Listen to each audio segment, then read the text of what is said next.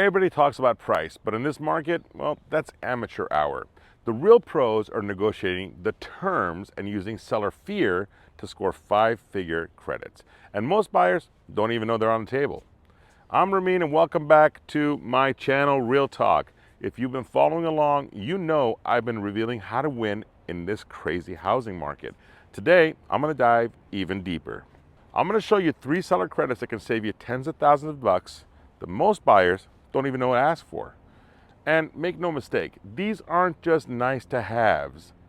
In today's high rate environment, these credits could be the difference between buying your dream home and being priced out completely. So let's dive straight in. Before I reveal these 3 credits, let's understand what's happening right now. Interest rates are still hovering near 7%. Inventory is still tight, and sellers, well, they're nervous. They're watching homes sit on the market for longer.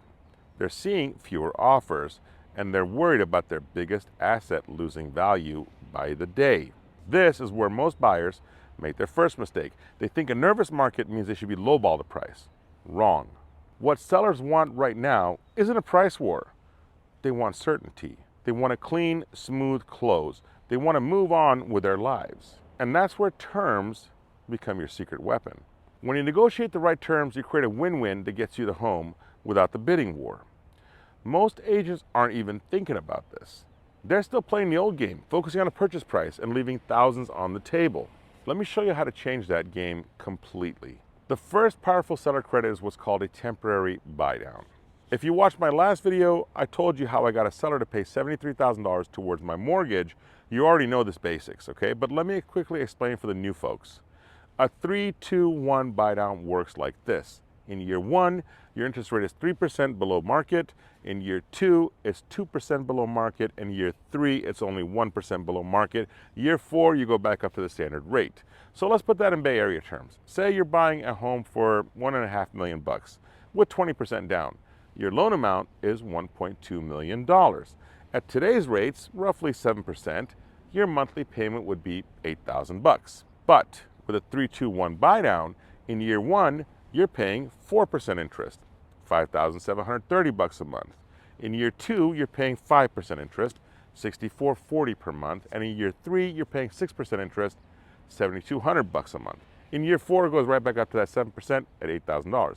That means you're saving $2,270 in year 1, or $27,000 total for first year. You're saving $1,560 a month in year 2, or $18,000 total. In year 3, you're saving $800 a month. That's $9,600. That's a total savings of about $55,560. But here's the best part. You can negotiate for the seller to pay for this. Yep, you heard that right. Now, why would a seller agree to this? Because it doesn't affect their sales price. The home still sells for $1.5 million, keeping neighborhood comps intact, but they contribute roughly $55,000 to your temporary rate buy down. This is brilliant psychology. Most sellers would contribute $55,000 towards your mortgage, then drop their price by $55,000. But here's a hidden advantage most buyers miss completely. You actually qualify for more house when you use this strategy. I recently had clients in Palo Alto who were approved for a $1.2 million loan at 7%. With a 3-2-1 buy down, they qualified for a $1.5 million home because their first year's rate was only 4%. That's an extra $300,000 in buying power. That helped them land their dream home in the neighborhood they thought was out of reach. Now, you can also do a 2-1 buy down, which is years 2 and 3 of this strategy. It costs less for the seller, making it easier to ask in your negotiation. Remember this phrase when you're making offers. This isn't about the price, it's about the terms. And here's a tactical tip. When your agent writes the offer, have them include language like seller to credit buyer $55,000 towards a 3-2-1 temporary buy down to be paid to lender at closing. Most agents don't know how to structure this, so be prepared to educate your agent. And if they push back on you, remind them, this is standard practice now in this market. If you're not comfortable with it, I need an agent who is. Trust me, they'll figure it out pretty quickly. The second powerful seller credit is one almost nobody asks for. But in today's volatile rate environment, it can save you thousands of dollars every year for the life of your loan. I'm talking about asking the seller to pay your rate lock or to buy down your interest rate permanently by paying for points. Now let me explain. When you lock in your interest rate, lenders typically charge a fee, especially for extended locks. In volatile markets like today's, a 60-day rate lock might cost you a half to 1% of your loan amount. On a $1.2 million loan, that's $6,000 to $12,000 just to guarantee your rate won't change before closing. But here's what most buyers don't know. You can ask the seller to pay this fee. And taking it a step further, you can ask the seller to pay for the points to permanently buy down your interest rates. For those who don't know, points are fees you pay up front to reduce your interest rate for the life of your loan. Typically, 1 point is about 1% of your loan amount and reduces your rate by about 1/4%. On that same $1.2 million loan, paying 2 points would cost you $24,000, but could reduce your rate from 7 to 6.5. That drops your monthly payment from $8,000 to $7,580. That's $420 in savings per month over the next 30 years. Over the life of the loan, that's $151,200 in savings. Now, most buyers don't have an extra $24,000 to pay for points at closing, but what if the seller paid for these points? This is where you stop being a buyer and start being an investor.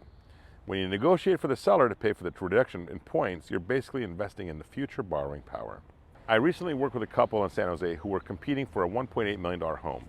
Instead of offering $1.85 million with a bidding war, they offered the full asking price, $1.8, but asked the seller to contribute $30,000 towards permanent rate reduction points. The seller agreed because, one, the sales price stayed at $1.8 million. It was a clean offer with no contingencies. The closing timeline was quick. My clients got a 0.625 rate reduction that'll save them $1,000. That'll save them $31,000 in the first 5 years alone, and that's over $186,000 over the life of their loan. That's $186,000 in savings for something most buyers don't even know to ask for. Now, here's a tactical tip for your negotiation. When discussing this with the sellers or their agents, frame this as prepaid interest rather than points. Say something like, we're offering to let you keep your list price, but we're asking for $25,000 in closing cost credits to prepay some of our interest. This sounds much better to sellers than asking for a price reduction because it preserves their precious comp value. And remember, in this market, sellers are motivated to make deals happen. They'd rather pay some closing costs than have their home sit on another 30 days. The third credit strategy is my personal favorite because it's the most misunderstood and underutilized. Here's what typically happens during most transactions. Buyers get their offer accepted, they do inspections, they find any issues, maybe a roof needs replacing, the electrical panel is outdated, or there's foundation work needed. At this point, most buyers will ask for a price reduction. The home needs $30,000 in repairs, so we want $30,000 off the purchase price. This is a massive mistake. Here's why. When you reduce the purchase price, you're also reducing your loan amount. On a $30,000 price reduction with 20% down, you're only saving about $24,000 in loan, which translates to about $160 per month. But what if instead of asking for a price reduction, you asked for a $30,000 repair credit at closing? The purchase price stays the same. The appraisal value stays the same, but you get $30,000 in cash credits at closing. That's $30,000 you can use to actually make those repairs, future maintenance, buy some furniture, build an emergency fund, or even adding to your own down payment. Let me share a real story with you. I had clients buying in Oakland last year, a beautiful craftsman home priced at about $1.2 million. The inspection revealed the roof needed to be repaired or replaced at about $25,000. Most agents would have advised my clients to ask for a $25,000 price reduction. Instead, we kept the price of $1.2 million, but asked for a $25,000 roof repair credit at close. The seller agreed immediately. Why?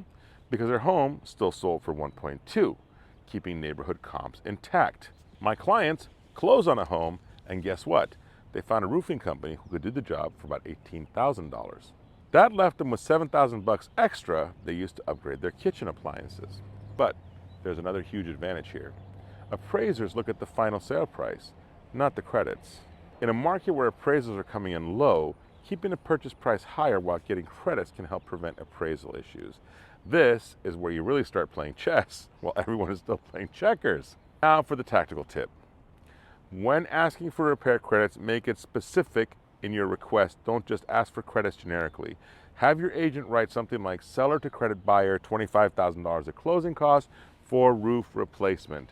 Specificity makes it harder for sellers to say no, especially when you have inspection reports backing up your request. Also, timing matters. Make these repair credit requests after your inspection contingency period.